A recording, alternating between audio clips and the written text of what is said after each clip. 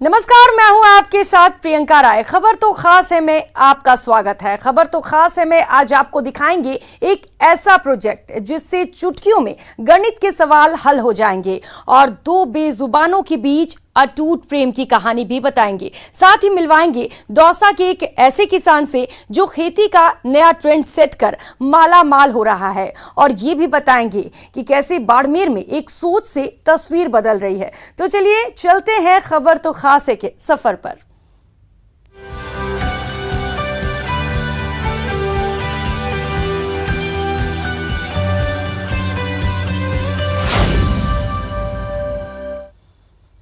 इंसान और बेजुबानों के बीच की कई कहानी आपने देखी सुनी होगी, लेकिन ये मामला दो बेजुबानों के बीच अटूट प्यार का है। ये कहानी दो घोड़ियों की है। इनमें से एक जब बीमार होने पर अस्पताल ले जाया जाने लगा तो दूसरी एम्बुलेंस के पीछे 8 किलोमीटर तक दौड़ती रही। दो बेजुबान बहनों के बीच प्यार की ये कहानी आपको भी इमोशनल बना देगी।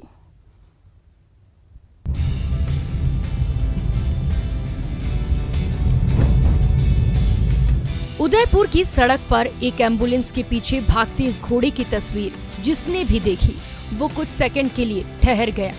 सोशल मीडिया पर ये तस्वीर खूब वायरल हुई, लेकिन जब लोगों को इस खबर के बारे में पता चला तो लोगों की जिज्ञासा इस खबर में और बढ़ गई।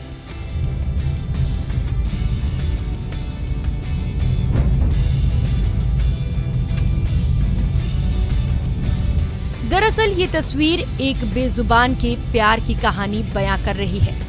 सड़क पर एक पशु एम्बुलेंस में एक बीमार की घोड़ी को इलाज के लिए ले जाया जा रहा है। दौड़ती कोई और नहीं, उसकी बहन है। एक घोड़ी के बीमार होने की कॉल पर एनिमल एंड सोसाइटी के लोग एम्बुलेंस लेकर हरिदास जी की मगरी क्षेत्र पहुंचे और उसे इलाज के लिए ले जाने लगे, लेकिन उसकी बहन भी एम्बुलेंस के पीछे करीब 8 किलोमीटर तक दौड़ती हुई अस्पताल तक पहुंची। रेस्क्यू करके और एम्बुलेंस में शिफ्ट करके हॉस्पिटल ला रहे थे, तभी एम्बुलेंस चालक ने देखा कि पीछे पीछे एक घोड़ी आ रही है। तो फिर हमने एम्बुलेंस धीरे धीरे 5 या 7 की स्पीड में लाए और हॉस्पिटल घोड़ी को लेके आए इलाज के लिए। तो देखा कि जो उसकी बहन थी वो भी एम्बुलेंस के पीछे पीछे साथ में आ गई। बेजुबानों के बीच रिश्ते और भावना को बताने वाले इस तस्वीर को जिसने भी देखा वो इसका कायल हुए बगैर नहीं रह पाया। यह मेवाड़ है। यहाँ पर चेतक ने भी स्वामी भक्ति के लिए महाराणा प्रताप जी को बचाने के लिए अपने प्राणों की आहुति दे दी थी। यहाँ के कण कण में प्रेम स्नेह है। यह घटना जिस प्रकार से वायरल हो रही है, यह मेवाड़ की मिट्टी को, मेवाड़ के प्रेम को और मेवाड़ के स्नेह के साथ आपसी भाईचारा को दर्शाती है। एनिमल एंड सोसाइटी ने दूसरी घोड़ी को भी अपने हॉस्पिटल में बीमार घोड़ी के पास में रखा है। फिलहाल दोनों घोड़ी हॉस्पिटल में हैं, जहां एक का इलाज चल रहा है तो दूसरी उसके समीप मौजूद है। बेजुबानों के बीच का ये प्यार अब लोगों की जुबान पर है। Kapil Shrimali, news 18 network, Udaipur.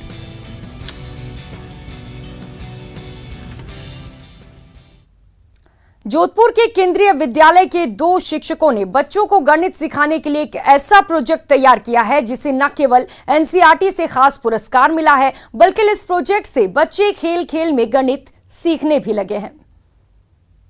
मैंने ये डाइस किया और मेरा ऑड है और इसका इवन है। ये 4 है जो इवन है, तो इवन मेरी बारी आई तो 1 2 3 4।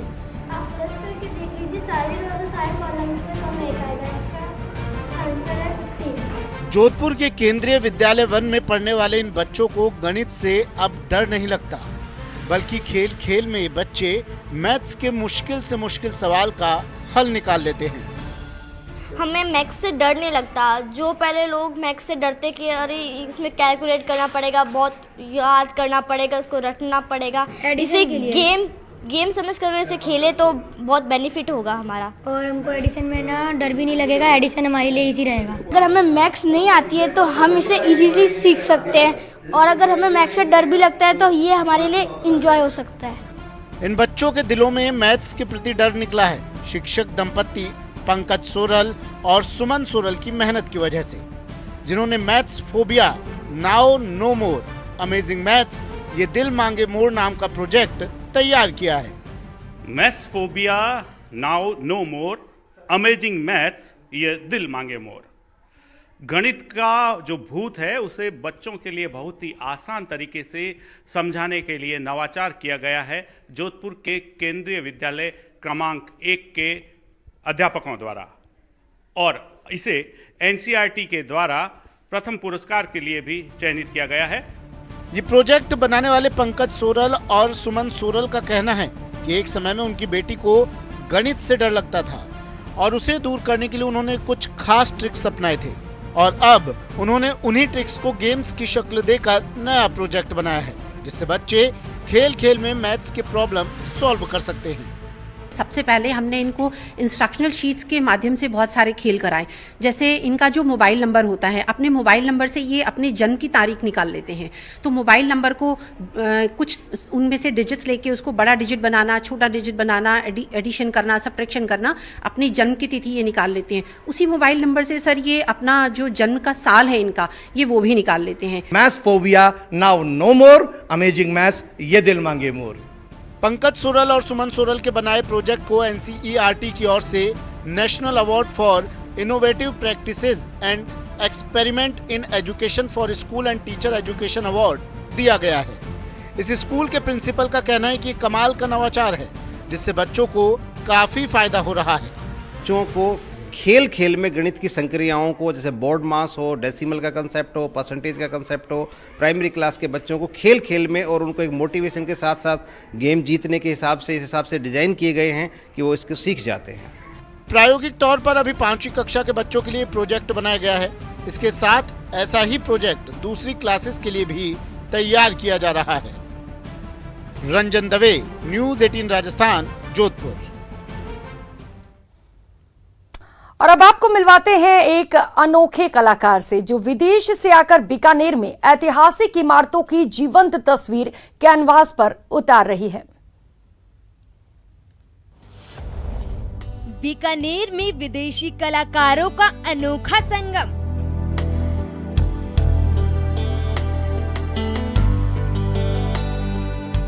आर्ट इको 2022 में रूसी छात्रों ने बनाई पेंटिंग।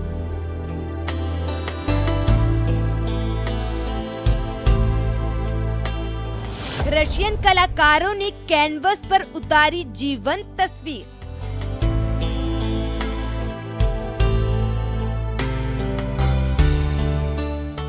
सामने कैनवस और उस पर बीकानेर की ऐतिहासिक इमारतों को कैनवस पर उकेरते ये कलाकार रशिया से भारत आए हैं। ये कलाकार श्रेयसी इंटरनेशनल की ओर से आयोजित annual art project art eco 2022 के तहत अपनी कला दिखा रहे हैं। रशिया से आए 9 कलाकारों ने राजस्थान की ऐतिहासिक इमारतों की पेंटिंग बनाई, जिसका एग्जीबिशन बीकानेर, जयपुर और राजधानी नई दिल्ली के साथ अंत में रूस की राजधानी मॉस्को और सेंट पीटर्सबर्ग में किया जाएगा।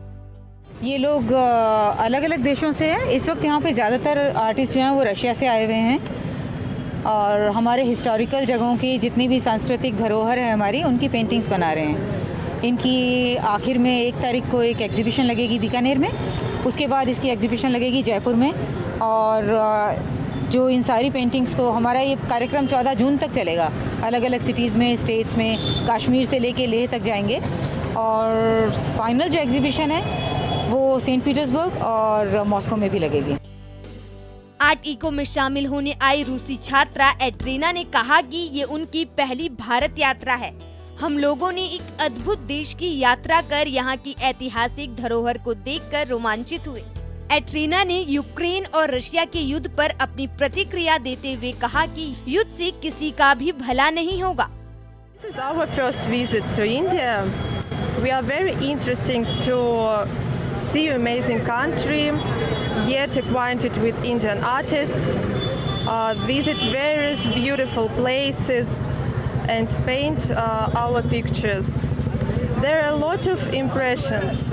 We are delighted with all around. I think that Russia and Ukraine are friends. Art eco 2022 के तहत देश और विदेश से आए 84 कलाकार 10 दिवसीय कैंप में शामिल हुए हैं, जिसमें से 9 रशियन कलाकार बीकानेर में ऐतिहासिक धरोहर की जीवंत पेंटिंग बनाकर संस्कृति का आदान प्रदान का संदेश दे रहे हैं। न्यूज़ 18 बीकानेर। और अब बात दौसा के एक ऐसे किसान की जो इलाके के लिए प्रेरणा है। बंजर भूमि में थाई एप्पल बेर लगाए 3 साल में माला माल हो गए हैं और हर साल अब लाखों की कमाई कर रहे हैं। ये रिपोर्ट देखिए। एक आइडिया से चमकी किसान की किस्मत। थाई एप्पल बेर की बागवानी ने किया कमाल। किसान विजय सिंह हो गया माला माल। खेती का नया ट्रेंड, आमदनी की गारंटी।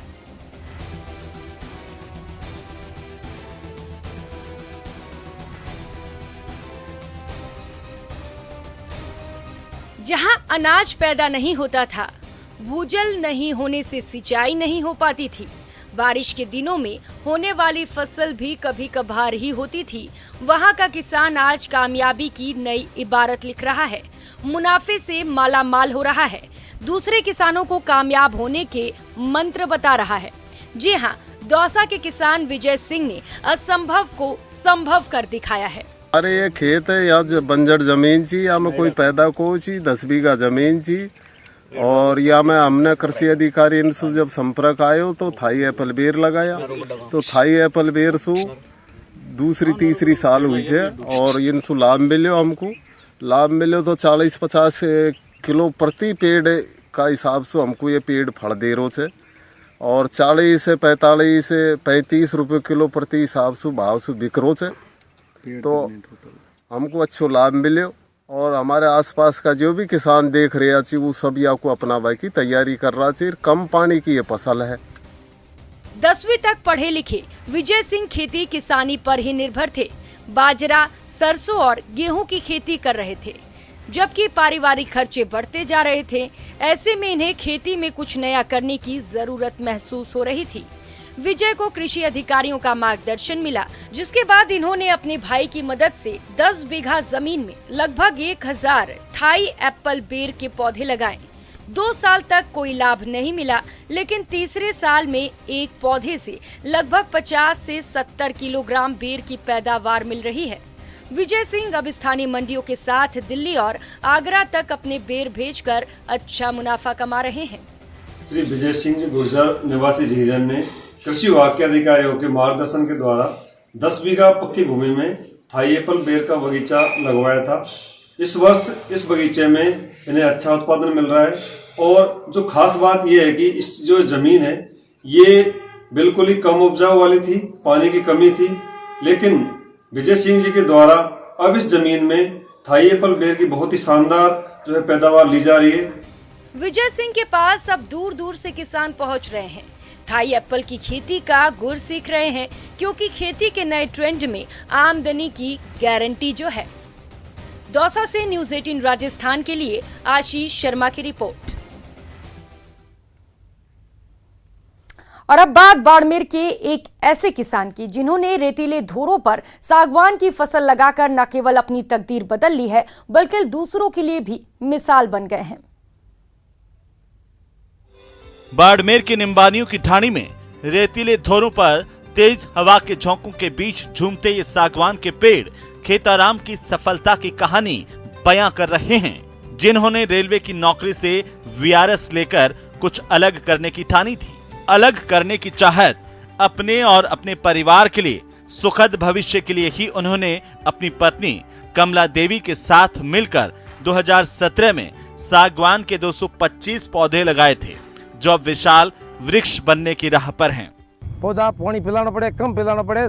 3 वर्ष तक तो पानी मैंने पिलाना पड़े। बाजार में लान 27,000 रो, साल में पानी आओ तो 25,000 रो, ठीक है करे। इन साल में पानी डलाना नहीं पड़ी हुई और हर साल में 2 बार कटिंग करनी पड़े। नहीं 2 बार कटिंग करनी पड़े।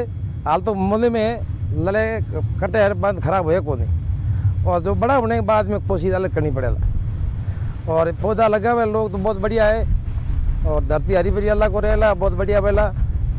बड़े कोई लोग लगावे, मैं 225 दरख्त लगाया सागवान का है। रेतीले धौरों पर कंटीली झाड़ियों के अलावा कुछ और नहीं उगता, लेकिन विपरीत परिस्थितियों से हार मानने की जगह खेताराम ने कृषि वैज्ञानिकों की सलाह और अपनी मेहनत से वो कर दिखाया जो यहाँ के ज्यादातर किसान सोच भी नहीं सकते। वर्तमान में किसानों ने नवाचार करके इस तरह के पौधे बाड़मेर जिले में लगाए हैं और जिस तरह से एक ही जगह पर 250 पौधे सागवान के जो लग रहे हैं, और यह एक महिला का एक अच्छा उदाहरण है। और इस तरह के नवाचार विभिन्न फसलों में भी किए और सागवान के और भी किसानों ने इस तरह के लगवा के, और सागवान एक बहुत बड़ी इमारती लकड़ी है जो कि विभिन्न फर्नीचरों में और बहुत जगह काम आती है। खेताराम ने सागवान के जो पेड़ लगाए हैं वो अगले 15 साल में कटने लायक हो जाएंगे और उस वक्त इससे जो आय होगी उससे इनका परिवार मालामाल हो जाएगा। वैसे आपको बता दें, खेताराम सिर्फ सागवान की वजह से चर्चाओं में नहीं है, बल्कि कुछ दिनों पहले ब्रोकली की खेती की वजह से भी वे चर्चाओं में आए थे और इस वक्त भी उनके खेतों में बेर, आंवला, अनार, मौसमी, नींबू और चीकू जैसे कई फलदार पौधे लहला रहे हैं। न्यूज़ 18 राजस्थान के लिए बाड़मेर से प्रेमदान की रिपोर्ट। फिलहाल यहाँ रुकेंगे एक छोटे से ब्रेक के लिए, लौटेंगे फौरन।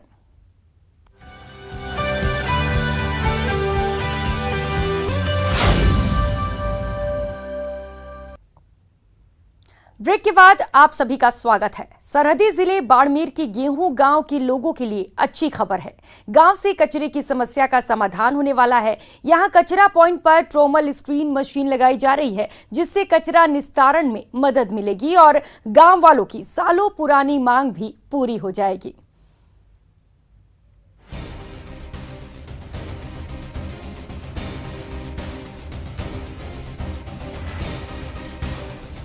ट्रोमल स्क्रीन मशीन गांव का कायापलट कर देगी।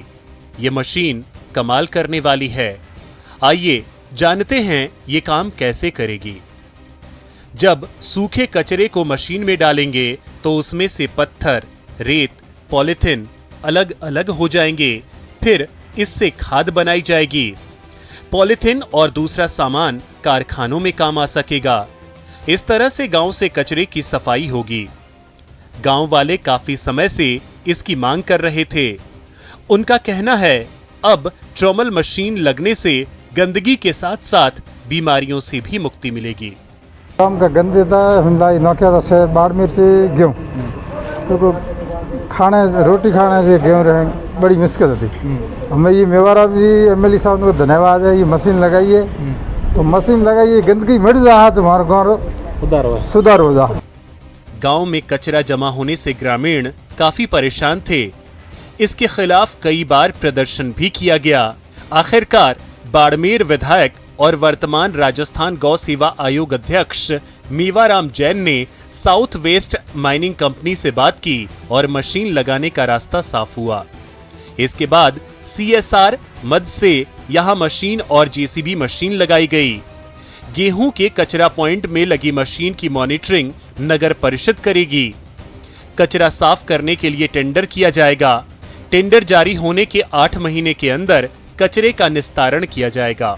ये वेस्ट मैनेजमेंट कोई भी शहर के लिए बहुत इम्पोर्टेंट है और जो लेगेसी वेस्ट यहाँ पे पड़ा था उसके लिए कार्य योजना बनाई गई और उसमें जो प्लास्टिक वेस्ट है उसको किस तरह से अलग किया जाए श्रेडर मशीन के थ्रू, उसमें जो फंड्स की रिक्वायरमेंट थी उसके लिए मैं धन्यवाद देना चाहूँगा SWML का कि उन्होंने वो आ गया है और उन्होंने मशीन प्रोवाइड की। इसके अलावा जो वेट वेस्ट है उसको भी कंपोस्टिंग अब यहाँ शुरू की जा रही है। तो आगे जो एक बार लेगेसी वेस्ट को हम पूरा ट्रीट कर लेंगे, जब ये यहाँ से डंप पट जाएगा तो जो भी पर डे वेस्ट आता है उसको उसी दिन वेट वेस्ट और ड्राई वेस्ट में अलग किया जाकर और ट्रीट किया जाए। बाड़मेर शहर की और यहाँ के ग्रामीण वासियों की सबसे गंभीर समस्या इस ठोस कचरा की थी और जिसकी वजह से सब प्रभावित हो रहा था। शहर प्रभावित हो रहा था, यहाँ के ग्रामीण प्रभावित हो रहे थे और ये जो समस्या है इसका जो आज समाधान होने जा रहा है। अभी विद्युत उद्घाटन हुआ। मैं साउथ वेस्ट के कंपनी को, नगर परिषद को,